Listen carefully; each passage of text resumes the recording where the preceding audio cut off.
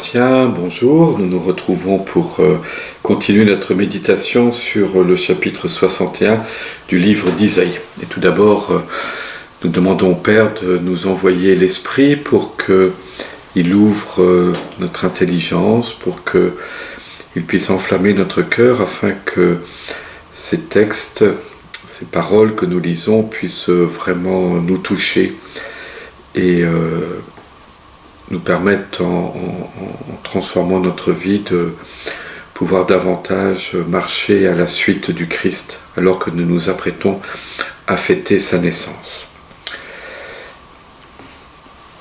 Voilà, je poursuis et j'achèverai aujourd'hui sur ce chapitre 61, du moins les versets 1 à 11 du livre d'Isaïe, dont nous avons entendu un extrait dans la première lecture de dimanche dernier.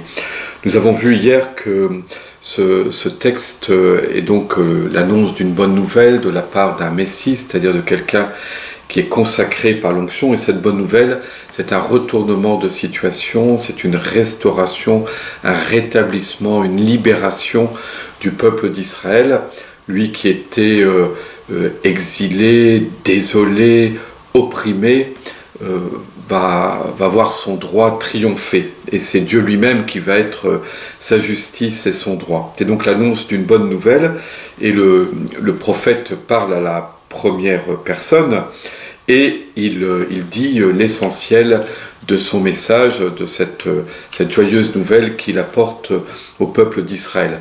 Alors, bien sûr, pour nous chrétiens, le contenu de cette joyeuse nouvelle, c'est la venue du Christ, de Dieu fait homme, la venue du Messie en ce monde, que nous allons célébrer dans quelques jours à Noël.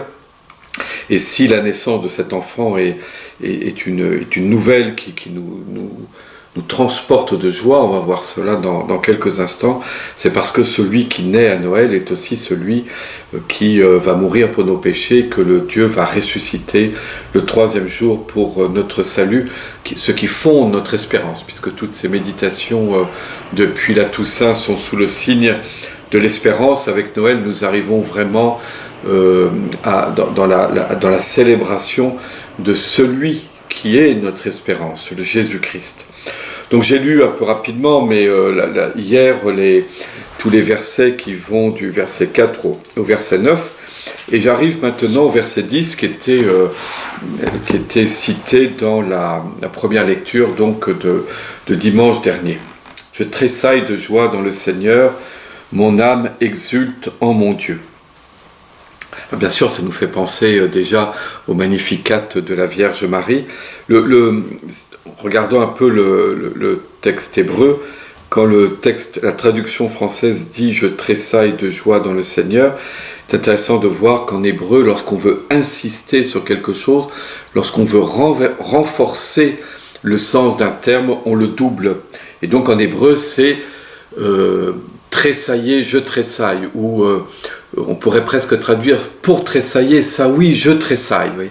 Et donc le terme est doublé pour en renforcer la signification. On connaît quelque chose du même genre.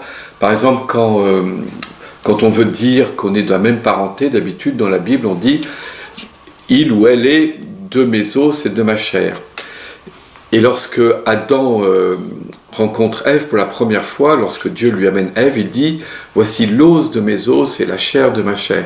Et voyez-vous, ce redoublement désigne un lien qui est plus fort que simplement le lien de parenté, c'est mes os, c'est ma chair. Le lien conjugal, os de mes os, chair de ma chair, est plus fort que simplement le lien, disons, du sang, nous dirions-nous. C'est simplement pour vous donner un exemple de la manière dont l'hébreu est écrit, et donc il renforce ici. C'est pas simplement je tressaille de joie, mais je tressaille énormément. Je suis transporté de joie dans le Seigneur. Mon âme exulte en mon Dieu. Donc Marie reprendra « Mon âme exalte le Seigneur, exulte mon esprit en Dieu mon Sauveur, car il s'est penché sur son humble servante. Désormais tous les âges me diront bienheureuse, etc. » Et on voit que la Vierge Marie, le Magnificat de la Vierge Marie, reprend tous ces poèmes, ces chants de l'Ancien Testament. On est comme un condensé, un concentré, un résumé, un accomplissement aussi de ces chants de la Bible, de l'Ancien Testament, qui sont les chants qui naissent dans le cœur de ceux qu'on a appelés les pauvres du Seigneur, les humbles. Je vous rappelais, il y a 2 ou 3 jours, je vous ai dit que ce thème avait eu son origine dans le prophète Sophonie, qu'on le retrouvait ici en Isaïe. Voilà, hein. Il m'a envoyé annoncer la bonne nouvelle aux humbles. Et cette exaltation, cette exultation, ce tressaillement d'allégresse, ces transports de joie sont causés par l'assurance que Dieu va réaliser sa promesse. L'assurance que Dieu agit en faveur de son peuple et en faveur de l'humanité. Au fond, c'est ou ça devrait être les sentiments qui nous habitent à la naissance de Jésus, qui est celui en qui toutes les promesses de Dieu trouvent leur accomplissement. Je me dis ça souvent, si vraiment nous réalisions que la mort est vraiment vaincue, qu'il faut passer par la mort physique, mais qu'elle n'est pas la fin de la vie, qu'elle n'est pas un anéantissement, que le Christ a ouvert une brèche à travers la mort, qu'il est aussi celui qui nous libère du péché, qui nous sauve de la colère de Dieu vis-à-vis de l'humanité pécheresse, qu'il est celui qui nous réconcilie avec Dieu, qui réconcilie les êtres humains les uns avec les autres, alors nous sommes transportés de joie. Alors c'est l'allégresse qu'habite notre cœur. Et c'est une joie qui vient de la foi, puisque, voilà, visiblement autour de nous, la mort continue à régner, les péchés sont toujours là, d'abord en nous-mêmes, l'humanité est toujours aussi divisée, et donc c'est vraiment une joie qui naît de la foi. La foi, c'est-à-dire cette assurance que Dieu accomplit sa promesse, alors même qu'apparemment le monde continue à exactement comme avant. En tout cas, c'est ce type de joie qui est ici exprimé par le prophète. Alors, en fait, ici, c'est le prophète, on retrouve la première personne, je tressaille de joie. De qui s'agit-il?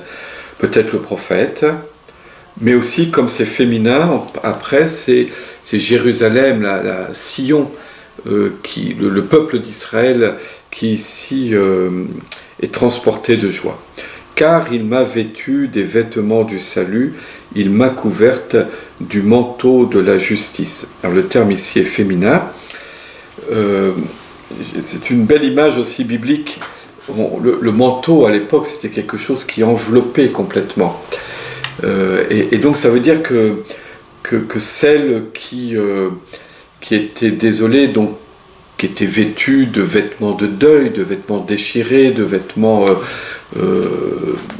tachés, voilà que Dieu va au contraire la vêtir de ce vêtement de splendeur qui est le vêtement du salut et qui est celui de la justice. C'est-à-dire que Israël va être sauvé et va devenir enfin le peuple juste que Dieu attend de lui. Si Dieu a choisi Israël, c'est pour qu'Israël se comporte comme un peuple saint et soit également un peuple de prêtres, comme nous l'avons vu au verset 6. Le terme salut ici est celui qui donnera le nom de Jésus, Yeshua. Les 2 premiers mots, on voit le début du tétragramme là, qui a donné Yahvé, alors on essaie de ne pas le prononcer, mais donc les 4 lettres du nom de Dieu, dont les 2 premières se retrouvent au début du nom de Jésus. Et Shua, c'est la même racine que ce mot ici qui est traduit par salut. Et Jésus, Yeshua, ça veut dire Dieu sauve. Et il m'a couverte du manteau de la justice. Alors la justice, c'est le tzadéka, ça donnait le mot tzaddik, qui veut dire le juste, celui qui est juste en hébreu, même en hébreu contemporain. Mais surtout, on peut retenir, je retiens cette image du vêtement. On la retrouve chez saint Paul, dans la 2e épître aux Corinthiens, au chapitre 5, au début du chapitre 5, à un moment où il essaye d'expliquer qu'ils peuvent s'attendre et espérer à voir le retour du Christ avant d'être mort. Et dans ce cas-là, Dieu le revêtira de son vêtement ou de sa demeure nouvelle par-dessus l'ancien, par-dessus ce corps destiné à la mort que nous avons aujourd'hui. Indépendamment de ce texte qui est un peu compliqué, on sent que saint Paul a un peu de mal à s'en sortir dans ces images, mais on voit bien qu'il s'agit donc ici de cette image du vêtement qui nous enveloppe. Et comme le jeune marié orné du diadème, la jeune mariée que par ses joyaux. Ici, c'est donc un vêtement de noces. Le jour du mariage est celui où on a les vêtements les plus éclatants, où l'homme comme la femme se décore, on pourrait dire, met ses bijoux, et donc est resplendissant. Et c'est une image employée par la Bible pour parler de notre condition dans la vie éternelle. Et en particulier cette image des noces et du mariage. Nous-mêmes, nous avons un vêtement qui désigne notre condition de baptisé, qui est l'aube blanche, et comme ce vêtement de noces que nous portons. Et de même que alors on ne porte pas habituellement les chrétiens, on pourrait presque à la messe avoir tous une aube, enfin je sais que ça ne se fait pas. Enfin, en tout cas le prêtre revêt l'aube, ainsi ceux qui servent la messe. Et les vêtements que porte le prêtre ensuite, l'étole, la chasuble, sont les héritiers des vêtements de noces des Romains. Et donc le prêtre revêtu de sa chasuble, et comme voilà, il est revêtu des vêtements de l'époux, il est revêtu des vêtements de justice et de salut, parce qu'il représente le Christ, lui qui est le juste par excellence, et qui dans le Nouveau Testament est l'époux dont l'Église est l'épouse. D'ailleurs c'est la raison pour laquelle il est bien, comme on le faisait autrefois, lorsqu'on vient à la messe, d'un peu s'endimancher. C'est quelque chose de symbolique, on revêt ces vêtements, ceux que l'on porterait si on allait à un mariage. Comme la terre fait éclore son germe et le jardin germer ses semences, le Seigneur fera germer la justice et la louange devant toutes les nations. Ici, nous avons encore une autre image avec cette correspondance entre la générosité de la création manifeste dans la fécondité de la terre, le fait qu'on plante une graine et que pousse une plante qui en porte beaucoup plus, la générosité de la terre. Tout d'un coup, après l'hiver, on voit la terre qui fait éclore son germe et le jardin qui fait germer ses semences. Donc il y a une correspondance entre cette générosité de la création et la bienveillance, la générosité, la surabondance de la grâce de Dieu en notre faveur. Quand on dit que le Seigneur Dieu fera germer la justice et la louange devant toutes les nations, voilà, cela veut dire que le peuple de ceux qui accueillent sa grâce, le peuple de ceux qui bénéficient des faveurs de Dieu, fera monter vers Dieu, d'une part un hymne de louange, et d'autre part cette louange qui est une vie selon la justice. Et Dieu fait germer dans l'humanité des hommes et des femmes qui sont des justes, qui se comportent de façon juste et qui rendent grâce à Dieu. Alors, celui par excellence, c'est le Christ, mais nous-mêmes, en Jésus-Christ, nous sommes voilà, tous ces germes qui poussent, hein, c'est l'image de la terre au sortir de l'hiver, où tout d'un coup on voit germer les plantes, et c'est ainsi, c'est notre vocation dans le monde.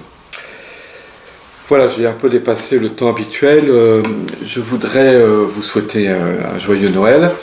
Vous dire que bon, là, il y a 15 jours de vacances qui s'ouvrent devant nous. On va arrêter les méditations pendant ces 15 jours. C'est pour ça que dès aujourd'hui, je vous souhaite un très joyeux Noël.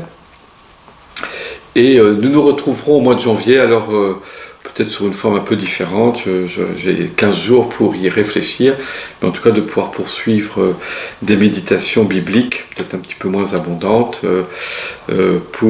dans les semaines qui suivront le retour des vacances au début de la nouvelle année. Voilà, je vous dis au revoir, à très bientôt donc pour nos messes de Noël, soit à la paroisse, soit là où vous serez, et nous nous retrouverons donc début janvier.